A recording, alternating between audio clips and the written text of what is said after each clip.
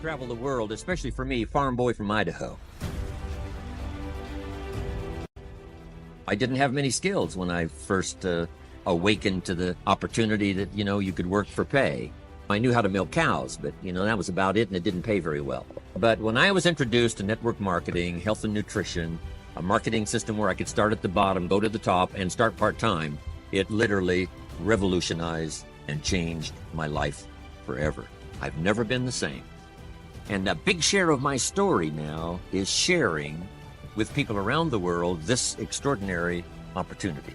And then along with it, the philosophy that makes it work. Because you can have every technique in the world and the best product in the world, and you can have the finest support system in the world, but unless you have the philosophy that drives you to do the necessary things to make it work, then nothing works. So I like to talk about all the things that made it work for me and see if that might not be valuable for someone else. So I want you to take some good notes. If you're ready to take notes, say, I'm ready. I like this crowd already. Treat me well, I might take you with me as my traveling audience. Now, here's the next key on being prepared for the next century, and that is your personal philosophy. At age 25, the things that so dramatically changed my life was, number one, the discovery of a unique product that I could believe in. My mother taught nutrition, and she taught good health, so I was the beneficiary of that. It came from my grandmother, my grandfather, passed it on to my mother. She taught it, passed it on to me. My father never had a major illness, lived to be 93. My mother extended her life, according to the doctor, at least 20 years. She should have died at least 20 years earlier than she did, simply because she stretched out those years by the study of good nutrition. I was an only child, and Mama studied and, mixed up all that stuff back then. She'd say, hey, me and Papa and her, she said, drink this stuff. If it don't kill us, I think it'll help, and we're gagging down this stuff. And Mama taught all of that, but the payoff was so incredible. I passed it on to my two daughters. They've never been ill. They passed it on to their children, my grandchildren. They haven't been ill. I mean, the study of good nutrition, paying attention, and being involved in the industry you're in, it's one of the best. So, that's so important. Your personal philosophy, what you believe in, that's going to carry you into the next century. Let me give you now some of the early philosophies that changed my life forever. I heard one of them in my introduction. Some of these philosophies have lived with me now all of these years. I've passed them on, and people have come back around saying, Mr. Rohn, 10 years ago, 20 years ago, 30 years ago, 35 years ago, I sat in your class and sat in your seminar, and those early things that you taught, I've practiced it and I'm doing it. A man not long ago showed me notes he took 23 years ago. And then he had me sign those notes. He said, I've used these notes to develop my life, my personal life, and my business life. And when he took those notes, he said, I was 18 years old. So it's incredible. I'm so thankful for all these years. But now I want to pass it along to you. Some of the philosophies that changed my life forever. Okay? You ready? Say, I'm ready. Here's the first one. Profits are better than wages. Once I understood that, I got rich. Profits are better than wages. Nobody taught me that in high school. I went to college for a year and a half. I never heard it. I'm 25 and broke. I'm not destitute. I'm broke. Too much month at the end of the money is broke. And I finally hear this philosophy. Profits are better than wages. Now here's the phrase that goes with it. Wages make you a living, which is fine. Profits make you a fortune, which is super fine. And you can live both fine and super fine. You've now got the mechanism and the ways and means to do that. Profits are better than wages. Guess what? I taught this in Moscow when I was teaching capitalism. The communists had it all wrong. They taught that capitalism was, a big company that oppresses its workers. I mean, it was absolutely ridiculous. They had mentally lost it when they came up with this ridiculous philosophy. Communism taught capital belongs to the state, not the people. And we taught all these years what? Capital belongs in the hands of the people, not the state. That's why, of course, kids should pay taxes, because they can be capitalists, and all capitalists should pay taxes. And it doesn't take much to start an enterprise that makes a profit. I teach kids how to have two bicycles, one to ride and one to rent. I mean, how long does it take? How long does it take to make a profit?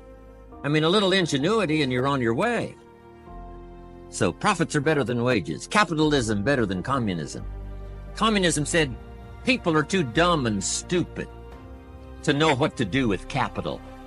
So you must take capital away from all the dumb, stupid people and give it to the all-wise, all-knowing state. And let the state run everything. I mean, that was communism. And they devastated every country they touched. I've been to East Germany. It's taking $1 trillion just to clean up East Germany. They've already spent $500 billion. They got $500 billion more to go. I mean, every country they touched, and I've been in all of them, they devastated them all with their devastating philosophy. We teach capital belongs in the hands of the people. That's where the ingenuity is to bring goods and services to the marketplace. And I'm going to show you later the miracle of capitalism grassroots in America, which you're involved in. But once I understood this now, it was so incredible. Profits are better than wages. Now, when I first was recruited, I'm a distributor for this little product called Abunda Vita. And here's what my mentor said, Mr. Schoaf. He said, Mr. Rohn, you can start this miracle working business part-time. You don't have to go full-time. You can start part-time. And he said, if you'll devote, to start with, let's say 10, 12, 15 hours a week, where you'll start making a profit, here's what you can now say. I'm working full-time on my job and part-time on my fortune. Because profits lead to fortune. I got so excited about that philosophy. I'm working full-time on my job, but now I'm working part-time on my fortune. I found a way not only to make a living, you won't believe this, I found a way to make a fortune. Can you imagine what that's like then to get up in the morning? To go to work on your fortune? Not to go to work to pay the rent, which is okay, but a chance to go to work to make a fortune? And I said, right now I'm working part-time on my fortune and full-time on my job, but it won't be long until I'll be working full-time on my fortune. Can you imagine what life is going to be like?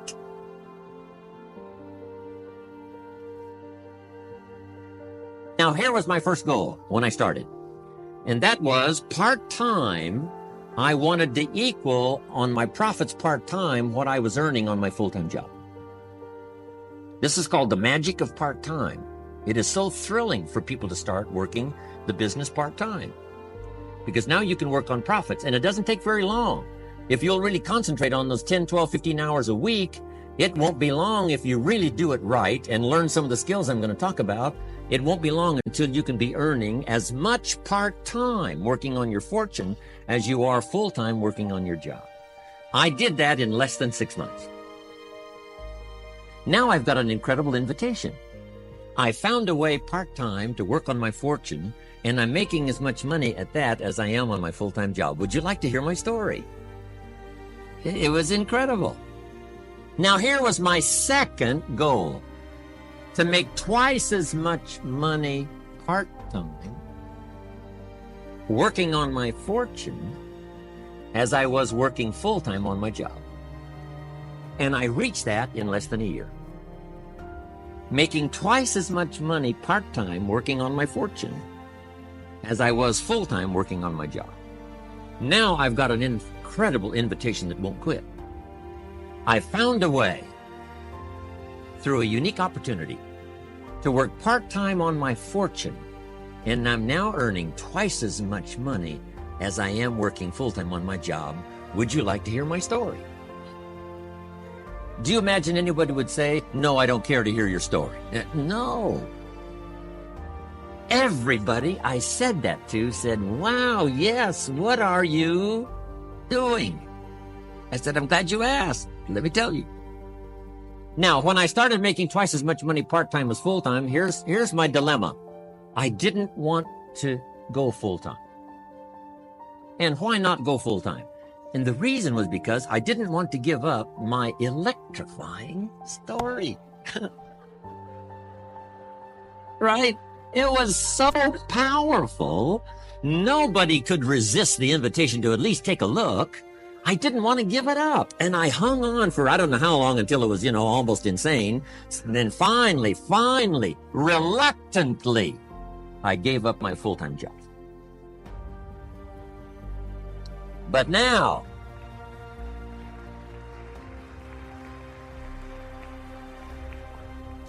you can imagine the thrill and excitement of going to work full-time on my fortune. It was incredible. But I want you to jot down the magic of part-time. What does it take to really change a person's lifestyle? Not very much. An extra $1,000 a month, I'm telling you, will drastically change most American families' lifestyle. And that's why part-time is so valuable, because it very quickly changes a person's lifestyle. And here's what the change in lifestyle does. It's a great recruiting tool. One of the greatest recruiting attractions is the money you make part-time. Somebody said, "You've been on 3 vacations this year?" Says, "Yes, I got this little part-time thing going." Says, "What's that?" "You bought 2 new cars, one for you and one for her. How did you do that?" Said, "I got this little part-time thing going." Your kids have got all these new clothes? Yes. All this stuff is happening. What is it? An extra $1,000 a month. See, $1,000 a month full-time, nobody wants to hear your story. $1,000 a month part-time that starts to change your lifestyle, everybody wants to hear your story. So the key is part-time. The magic and the attraction of part-time gives you a classic invitation for somebody to listen to what you're doing that's changing your life. And it's not just necessarily the money that changes your life. It's what you do with the money. It's the change of lifestyle. So part-time helps to change lifestyle, which gives you a classic invitation to look at what you're doing. That's how I started in network marketing, age 20. Here's the next one. Philosophy that helped change my life. It's not what happens that determines your life future. It's not what happens that determines your life future. It's what you do about what happens. All of us are in like a little sailboat. And it's not the blowing of the wind that determines your destination. It's the set of the sail. So jot this phrase down. It's one of the best to understand. Kids need to understand it. The same wind blows on us all. The same wind blows on us all. The wind of disaster, the wind of opportunity, the wind of change. The wind when it's upside down, the wind when it's favorable and unfavorable.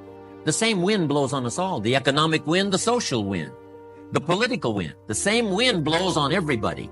The difference in where you arrive in 1 year, 3 years, 5 years, the difference in arrival is not the blowing of the wind, but the set of the sail. And that's what learning is all about, to set a better sail this year than last year. To set a better sail. The first 6 years of my economic life, I wound up broke. Second 6 years, I wound up rich. You say, well, the Democrats must have finally gotten power. No.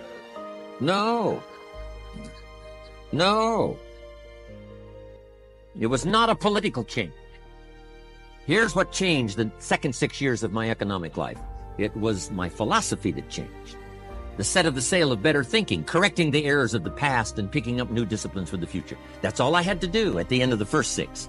Correct the errors of the past and then pick up some new disciplines for the future. And my total life changed. The second 6 years was totally different than the first 6 of my working life. And guess who can do that? Anybody. Now, you can keep on the same path for the next couple of years as you have the past 2. But if you wish to, and maybe everything's okay for you and you don't need to, but if you need to make some changes, I'm telling you can start doing it today so that the next 2 years will be drastically different than the last 2. And anybody who wishes to do that can. And you can do it between ages 40 and 43. You can do it between ages 13 and 15.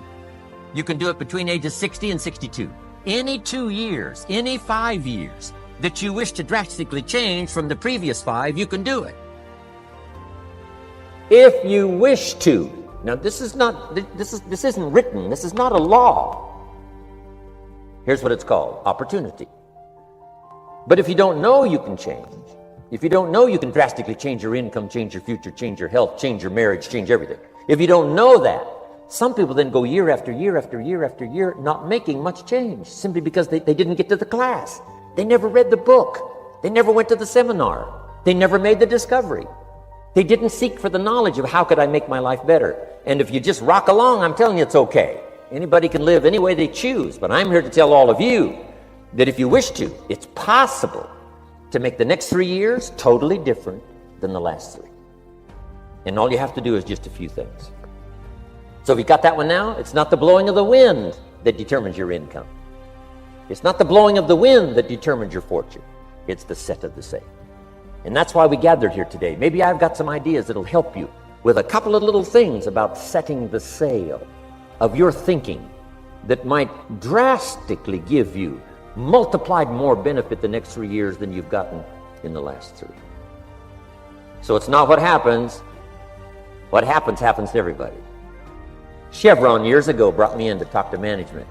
They said, Mr. Rohn, you travel around the world and you're fairly knowledgeable. What do you think the next 10 years are going to be like? I said, gentlemen, I can tell you I do know the right people. So they all leaned forward and listened carefully. And I said, gentlemen, the next 10 years are going to be about like the last 10.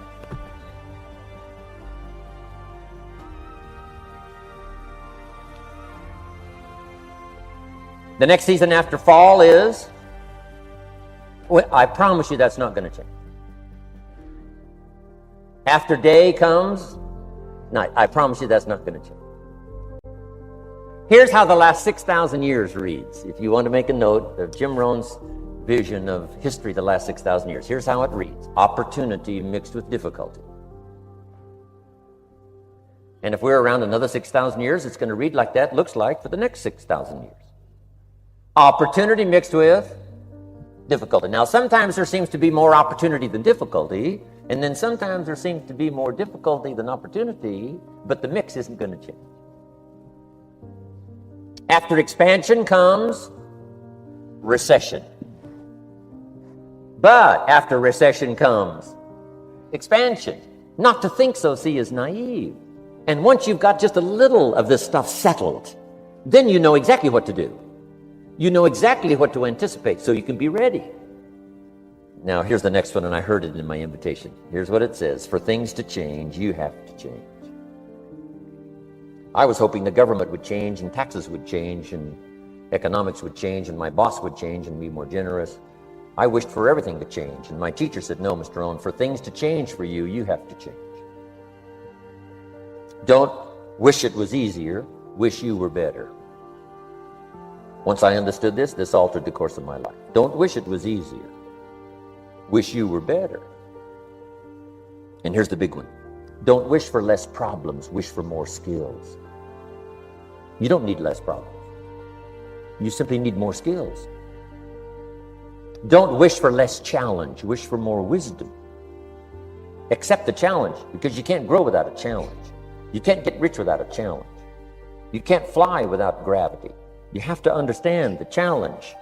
But that's the key, is to now develop wisdom to overcome the challenge. Don't wish for less challenge, but more wisdom. And then here's one more philosophy that helped change my life forever.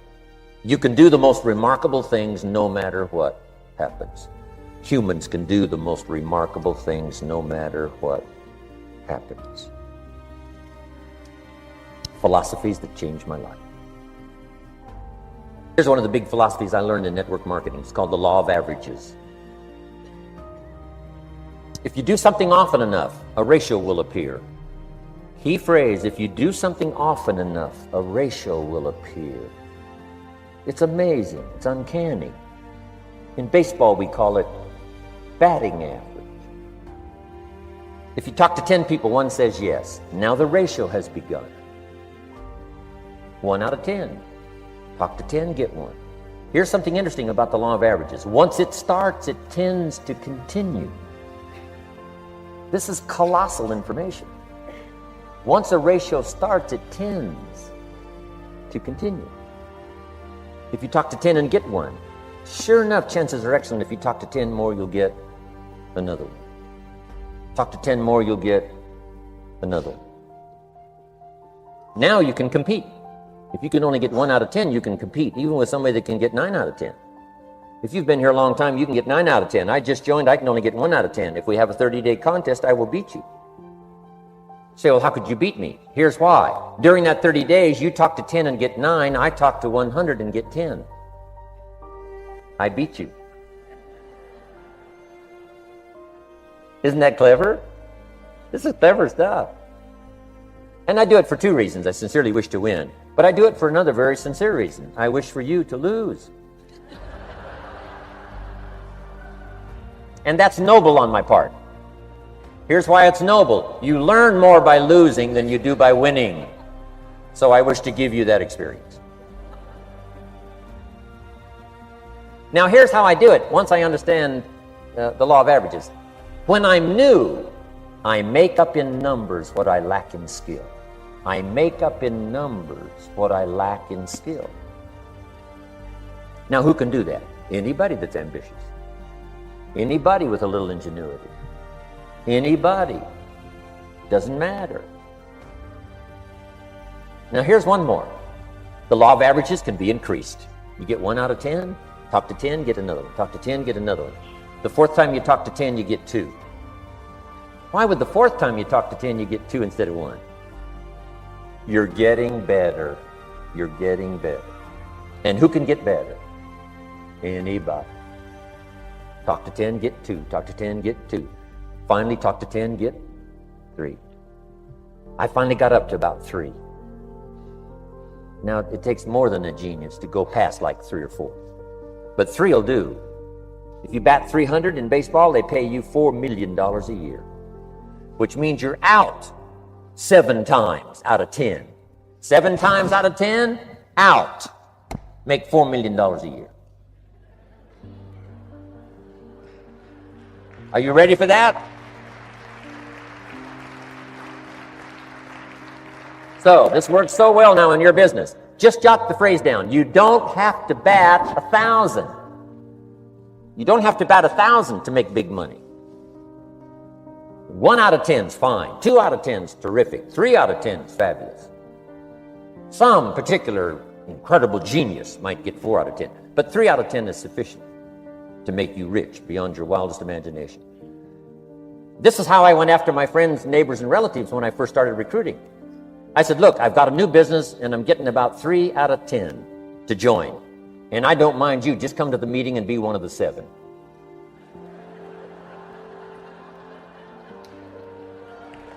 Right? Doesn't matter. You're my friend, you'll do me a favor. And so it's not important to me that you like it. It's not important to me that you join. It's certainly not important to me that you buy. It's just important to me that you listen. One of the reasons, though, I want you to hear the story is because a year from now, if I'm doing well, I don't want you to say, how come you never picked up the phone a year ago? I never got a letter, never got a call. You call me a friend? You're making all this money? You never picked up the phone. So I don't want that to happen. So for 2 reasons, I want you to see what I'm doing. So the year from now, if I'm doing well, I can say, I gave you the opportunity. But also, just as a favor, come and be one of the 7. It doesn't matter to me if you buy or join. But I need 10 to get 3. And if you're one of the 3, wonderful. If you're not, wonderful. It might matter to you. It might matter to you, but it doesn't matter to me. Now, it matters to me because we're friends, but it doesn't matter in terms of my averages. So if you decide to get rich, just learn the law. Now here's the second law that changed my life forever in network marketing. I learned the law of sowing and reaping. And in the law of sowing and reaping is also the story of the law of averages. Jot this down. The story of the sower comes from the Bible. I'm an amateur on the Bible, but this is such a useful story. Here's what the story says. And take the notes because the drama's in the details. The sower was ambitious. Evidently, he was ambitious. When you read the whole story, you'll conclude, yes, this was an ambitious sower. Here was number 2. He had excellent seed. The sower who sowed the seed had excellent seed. And the excellent seed could be an excellent opportunity, an excellent product, an excellent story. So we've got an ambitious sower with excellent seed.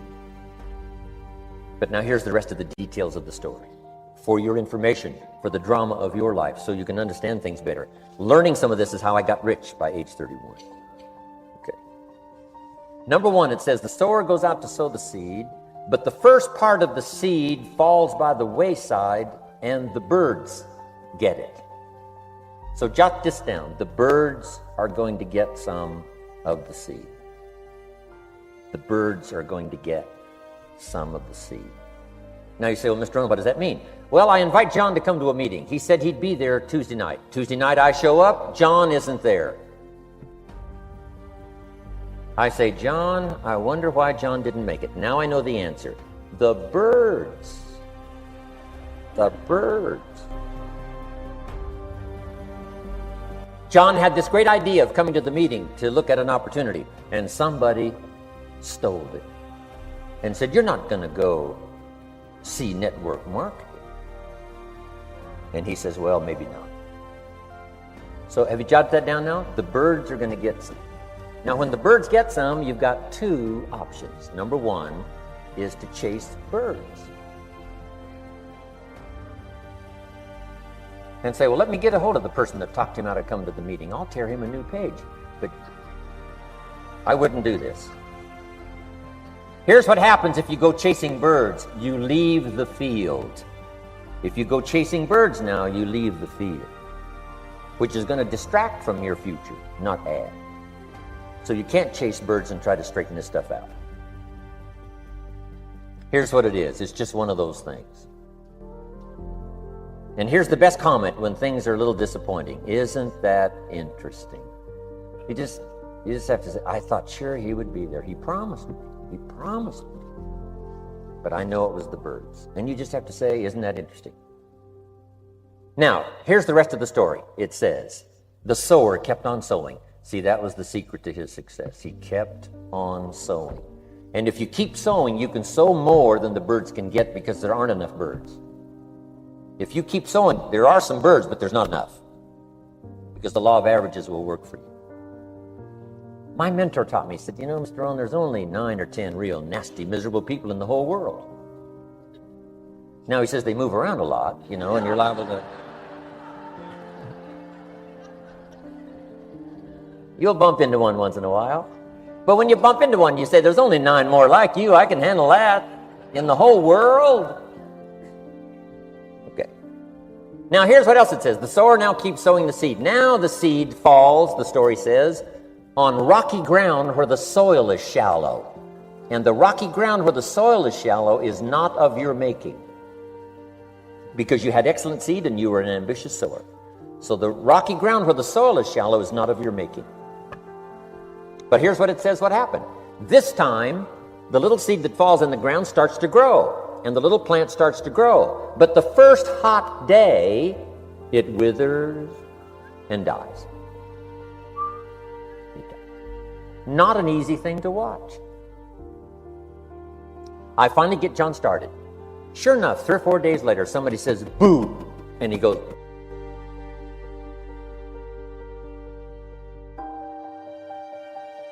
he's gone. Doesn't show up at the second meeting. And I say, I thought sure John would last a week.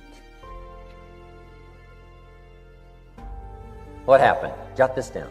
The hot weather is going to get some. And this is not of your making. Here's what you must say when that happens. Isn't that interesting? What can you do? The answer is nothing. You say, well, I'm going to try to change this. I wouldn't take that class. You know, the sun comes up in the east. Somebody says, why is that? I wouldn't spend much time on that. Just let that happen. Don't go for this why stuff. I'm giving you the answers here. The answers is in the structure and the consequences and in the deal. The answer is in the deal. Anything beyond that is not worth studying. You say, well, how come some just last a little while? I wouldn't sign up for that class. Here's the answer. Some don't stay. You just have to jot that down. And when some leaves, you say, that's one of those that don't stay. Now you know what category to put them in. And you can't solve this now. You can't, it's like rearranging the seasons. You can't fool with that. All you can do is cooperate with the way things are set up. I didn't set it up. You say, well, it shouldn't be this way. Well, when you get your own planet, you can rearrange this whole deal. But on this planet, you're a guest. You got to take it as it comes. Now, here was the secret to the ambitious sower with good seed. It said he kept on sowing. Now, here's what he had to do to keep on sowing. He had to discipline his disappointment. This is a key phrase now to use the rest of your life. You must learn to discipline your disappointment, because you didn't set up the setup, and some are not going to stay, and that is not of your making. Now, if you made gross errors and you ran them off, see, that'd be different. Now, you're responsible for that. But if it's in the normal course of things, this is the way things are. Now, here's what it says. The sower keeps on sowing. Now it says the seed falls on thorny ground. And somebody says, well, how much of this do you have to go through? Well, hang on. It's not the end of the story now. Now the little seed falls on thorny ground, and now the little plant starts to grow again. But as the little plant starts to grow, the thorns choke it to death, and it dies. So jot this down. The thorns are going to get some. And that's not of your making. And what are these thorns? The story even called these little thorns, little cares, little distractions, little somethings. Who knows what all they are? I say, John, we had a meeting last night, you weren't here. John says, well, I can't make every meeting. I say, why not? You're part-time. He said, well, the screen door came off the hinges. And you just can't let your house fall apart. You got to take some time and fix things up. And I can hear the thorns going,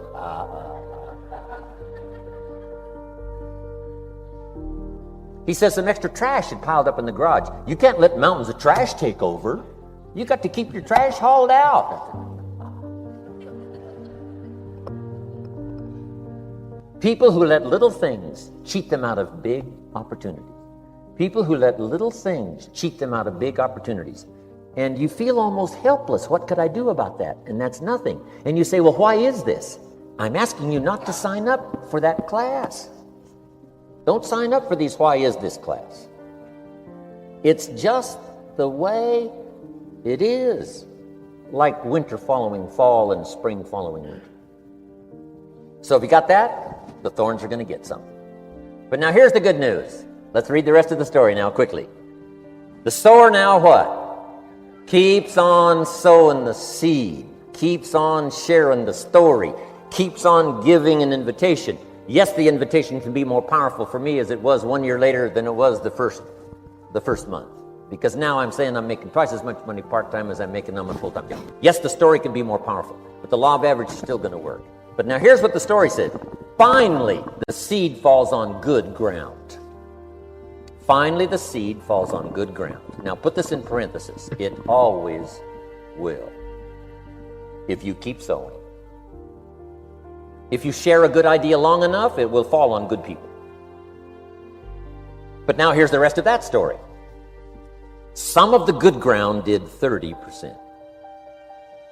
And some of the good ground did 60%. And some of the good ground did 100%. You say, well, why the difference in numbers? I wouldn't sign up for that class. Come on. Have I said that often enough now? Don't register for that class. It's just the way it is. Now, I tried to get the 30s to do 60. Found out it was more than I could handle. I used to say, I'll make them successful if it kills me. I almost died. No, you can't do that. Here's what you do. Let the 30s do 30 to the best of their ability and keep doing 30, because that's how they build their lifestyle and get what they want out of life. And let the 60s do 60, and let the 100s do 100s. Now, how can you get some to do 100%? You got to go through all these experiences, and you got to talk to all these people. Let me quickly give you now a list of the skills that changed my life forever. Developing a new philosophy that I could do it in my network marketing experience now led me to developing new skills. Right? I knew how to milk cows, but didn't pay well. Here's the first skill I learned to change my life. Getting a customer. Making a sale. And of course, sales for you is easy, right? Because it's not technical. Right? The technical is all taken care of. You simply represent your product. If you share a unique product, talk about its merits, persuade someone that it's the best, they agree to buy, that's the simple art of sales. But in your business, here's what it's more like: sharing, Because using the product yourself, gathering some testimonials, you simply share that. So we're not talking like high-powered spacecraft technical skills here. It's simply sharing something you've discovered with someone else and doing it well enough to where they agree they would like to participate. Now here's what happened when I learned sales. It multiplied my income by 5. Now it didn't take that much because I wasn't doing that well in farm country, but it did multiply my income by 5. Sales, getting customers, laying that incredible foundation for an entrepreneurial career. So now I've got 2 skills, milking cows and making sales. Here's the next one I learned. It changed me forever, and that's recruiting, introducing the business opportunity to new people, learning how to give a good invitation, learning how to give 2 kinds of presentation, formal and informal. And the third part of recruiting, of course, is following up. Once you start a new life, now you got to take care of it, like a new mother would take care of her baby. You don't start a new life and abandon it. You start a new life and nourish it like a mother and protect it like a father. You got to be both mother and father to a new person. Nourishment, ideas like a mother. Protection, help defend your new life against the encroachment of outside voices that would try to talk them out of it. So you got to be mother and father in this art of recruiting. We call it being a sponsor. And being a sponsor is like being a bridge, helping somebody from darkness to light, from skeptic to faith, from not knowing to knowing, from no confidence in themselves to starting to gain confidence. You're the bridge that helps people from the shadows to the sunlight. It's one of the most exciting positions to occupy in all of network marketing industry, is the bridge, helping people crossing the bridge out from discouragement into recognition. Being this bridge, that's what the recruiting magic is all about. You've got the answers. They've been looking for the answers. You've got the answers, and you help them cross this bridge. You see something in them before they can see it in themselves. You assure them that it's possible to be more than they are, therefore they can earn more than they've got, have more than they possess. This is one of the great arts in the world, and here's what's exciting about this art. It pays big money. Because now you operate a unique philosophy taught first in the Bible. John Kennedy taught it in his inaugural speech. Zig Ziglar's got one of the best ways to put it. And that's the secret to wealth. The secret to wealth and fortune. First taught in the Bible.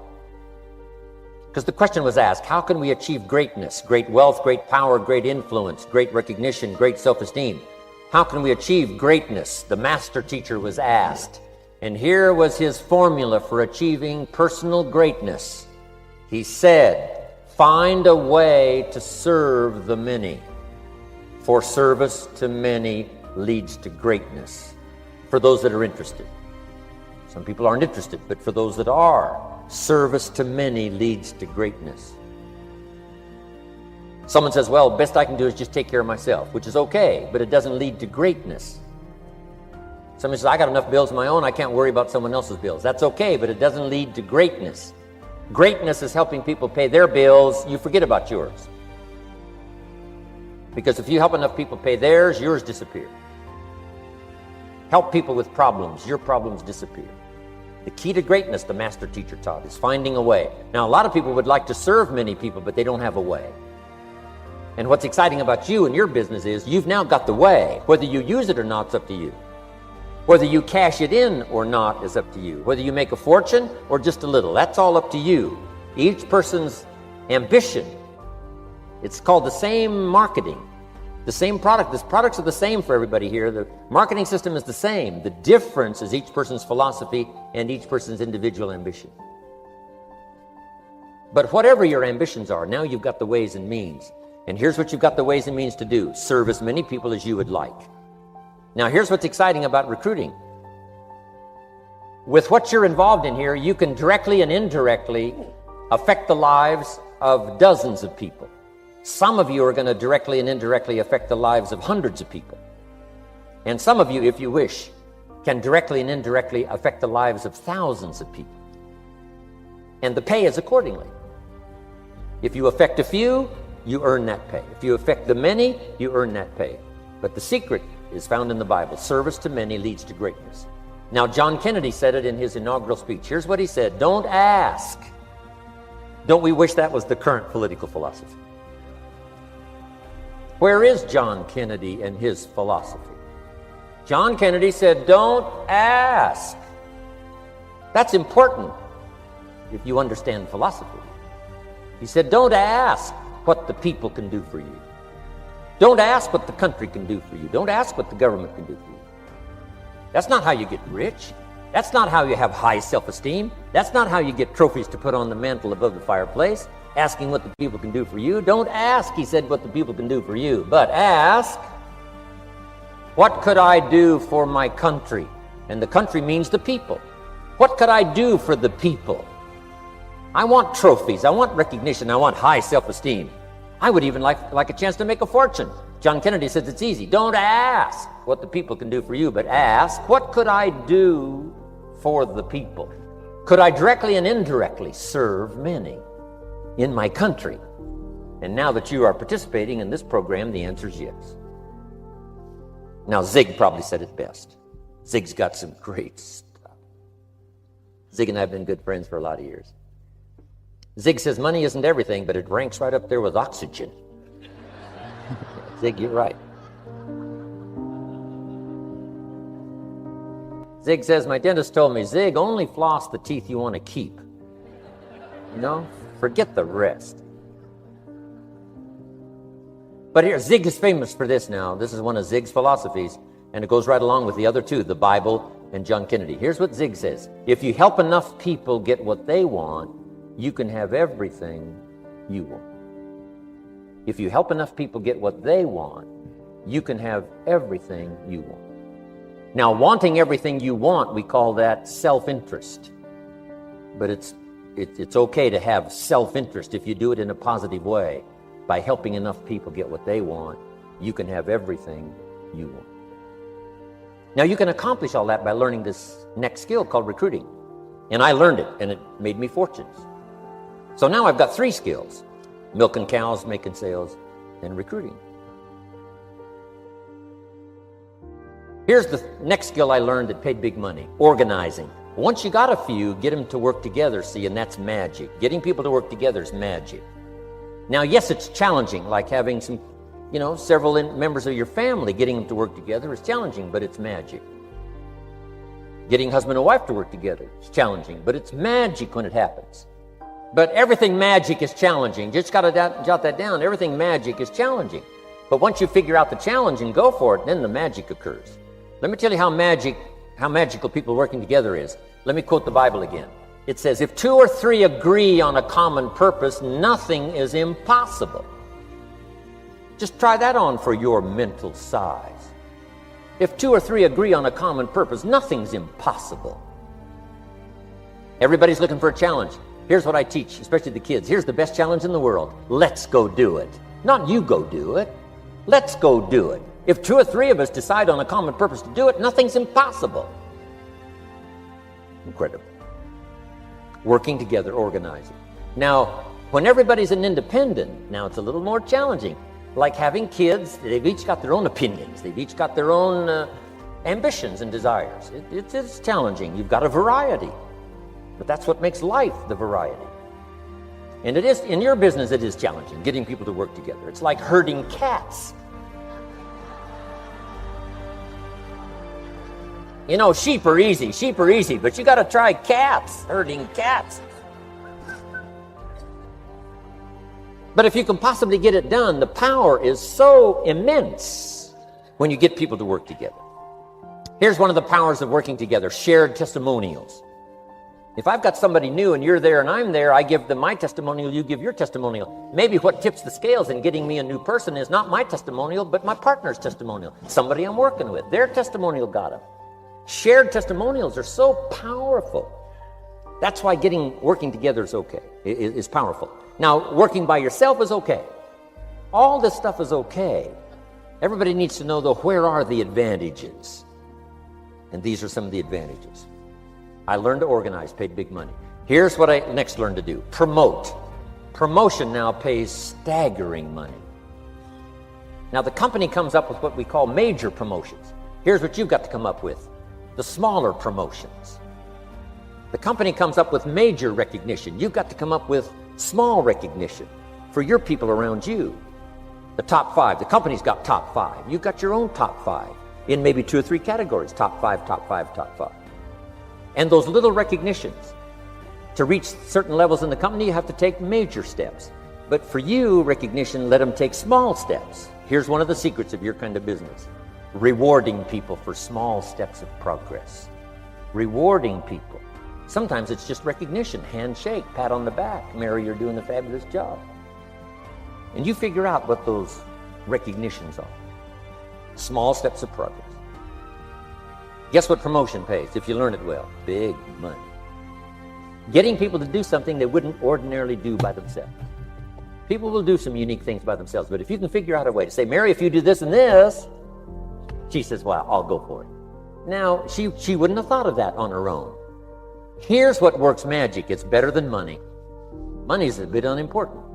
Here's what's important: ingenuity. The best place to wake up your ingenuity is what you're doing right now. Representing a unique product and getting customers, recruiting distributors, and promoting and all this stuff. Ingenuity. Figuring out a way. If it doesn't work this way, we'll work another way. I used my ingenuity, made a fortune. My ingenuity worked on doing all these campaigns: the spring campaign and the summer campaign and the winter campaign. This week we're going to recruit school teachers. How many of you got? How many of you got? This is school teacher week. School teacher month. I'd pick out a little category and say, let's go for it. And it doesn't matter what it is. Just dream up something so that somebody's got a little more objective to go for than just their own. Key phrase: we all need to belong to something bigger than ourselves.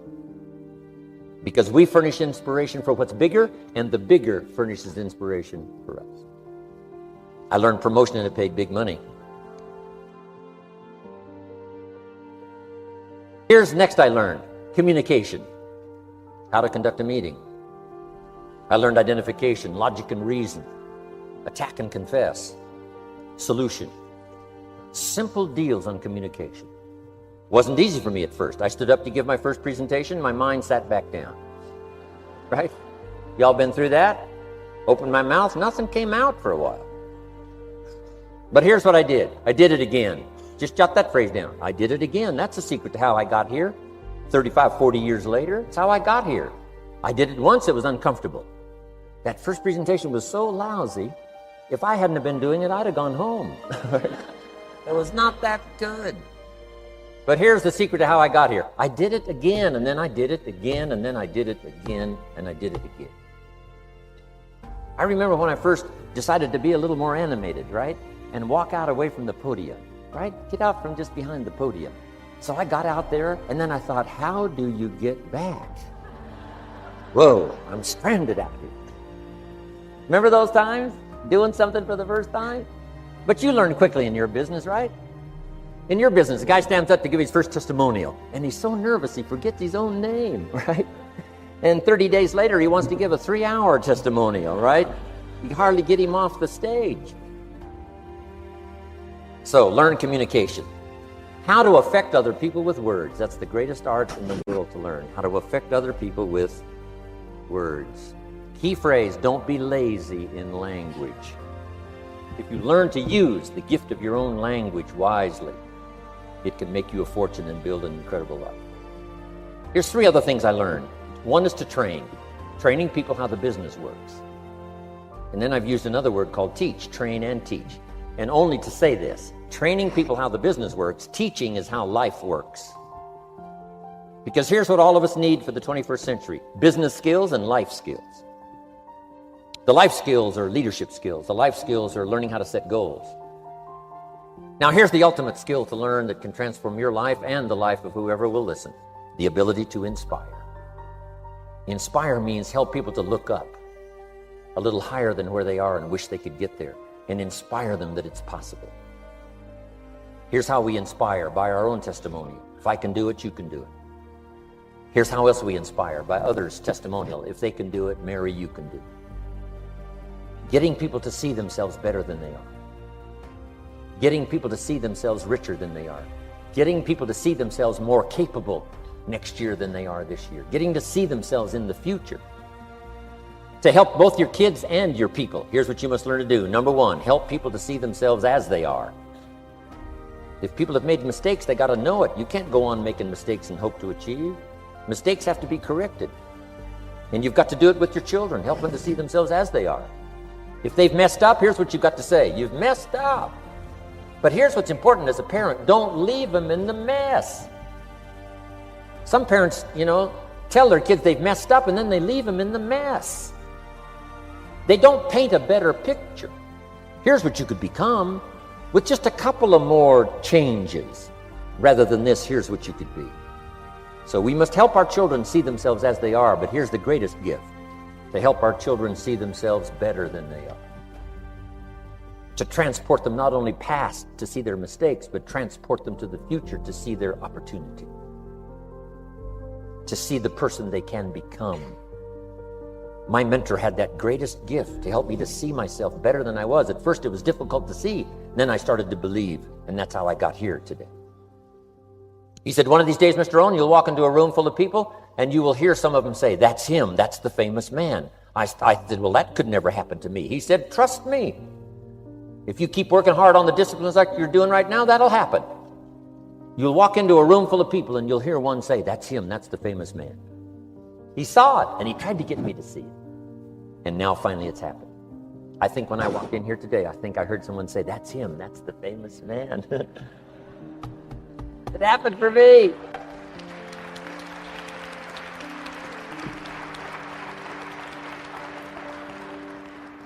And if it can happen for me, it can happen for you.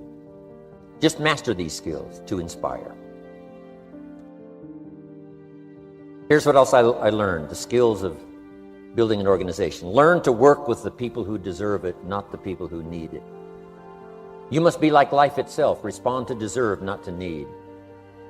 It doesn't say if you need, you will have a harvest.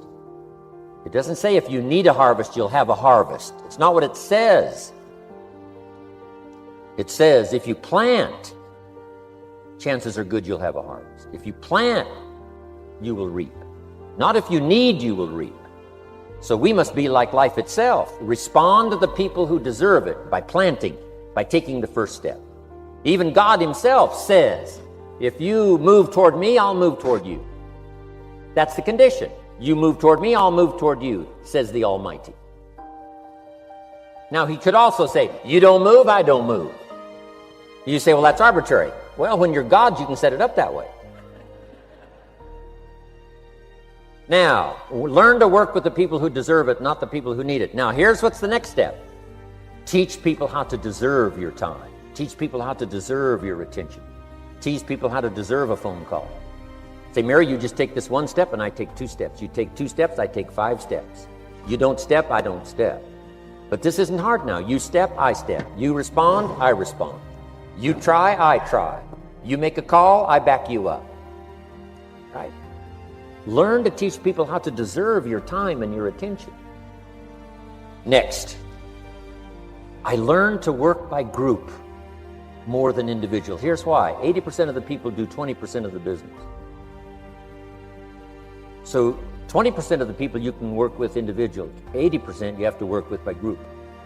But group is very powerful, less confrontational. Then here's what's important for all of you to learn as a sponsor, helping other people. You can help 1,000, but you can't carry 3 on your back. You can help 1,000, but you can't carry 3 on your back. And I'm sure all of you have already gotten that experience, even though you've been here a short time. Some people will try to get on your back. That's where we got that expression, get off.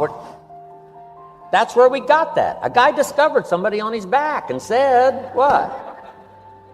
I can't carry you, get. Now, if you're like some I see here, 6'4" and you weigh 300 pounds, you might carry one. And if you were really big enough, Kareem Abdul-Jabbar or something, you might carry 2, but you can't carry 3.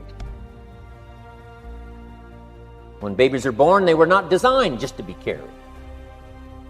Babies were not born to be carried all their life.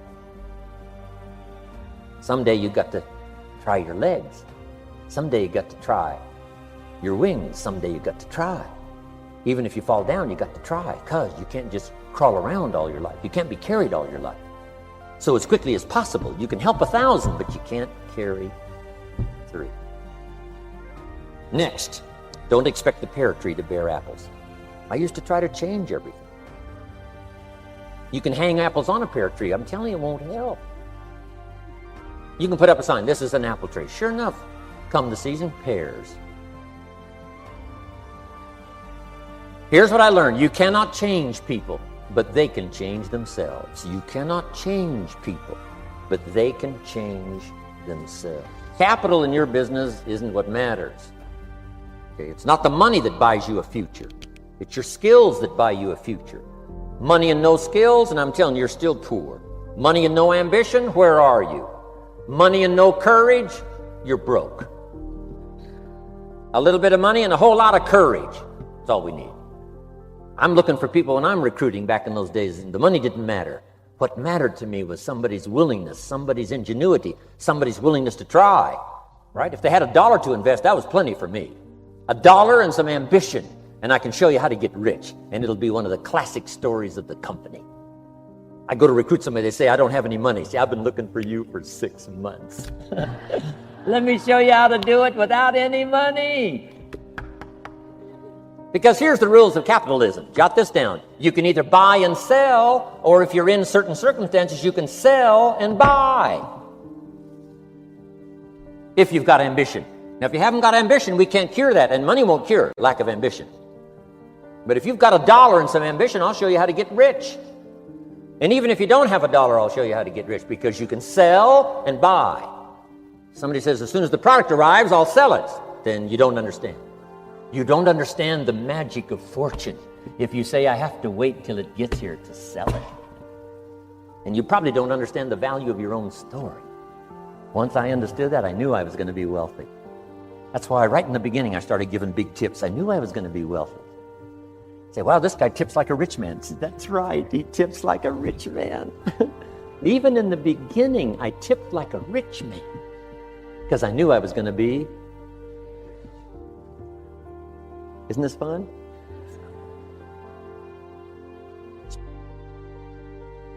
Jot these phrases down as I close. Number 1, the greatest value in life is not a bank account. The greatest value in life is not a car, a home to live in. The greatest value in life is this. Make a note. Living a good life. In the midst of all of our achieving and recruiting and building and growing, helping other people, being a part of society and the country and the world, being all of this stuff, here's what you must figure out all of your life, how to continually live a good life. So let me give you my short list. I'll cover the long list the next time I see you. Here's the short list on a good life. Number 1, productivity. If you don't produce, you won't be happy. Here's number 2, good friends. The greatest support system in the world is good friends. You got to work on that. Don't be careless here. Friends are those wonderful people who know all about you and still like you. Here's next, spirituality. I'm not asking you to be a believer. I am a believer that humans are more than an advanced form of the animal kingdom. I'm a believer that we're a special creation. I don't ask you to be a believer, but here's what I do ask. If you are a believer, here's what you must do. Study, practice, and teach. Whatever's valuable to you, study, practice, and teach. Repeat it after me now. Again, study, practice, and teach. Here's why. It builds the foundation that builds the country, that builds the nation, that helps us to compete among the nations of the world in the 21st century. And this is one of those subjects, to study, practice, and teach. Next, my parents taught, don't miss anything. Don't miss the game. Don't miss the performance. Don't miss the show, the movie. Don't miss the words. We're all inspired by the words. Elton John says she lived her life like a candle in the wind, never knowing who to cling to. when the rain set in. You can't miss those lyrics. You can't miss the music. You can't miss the song that nourished the soul. You can't describe how brief and fragile life is much better than that. George Harrison, one of the Beatles, sings, "If not for you, the winter would hold no spring. Couldn't hear a robin sing. I just wouldn't have a clue if not for you." You've got to remember the words that reflect the experience. Barbra Streisand sings, "It used to be so natural to talk about forever, but used to be's don't count anymore. They just lay on the floor till we sweep them away. You don't sing me love songs, you don't say you need me, and you don't bring me flowers anymore." Illustrative of all of our experiences. Winston Churchill said, "The truth is incontrovertible. Malice may attack it and ignorance may deride it, but in the end, there it is." You got to use that. Feast on someone else's comments. Because, see, you could stay up all night and not think of that.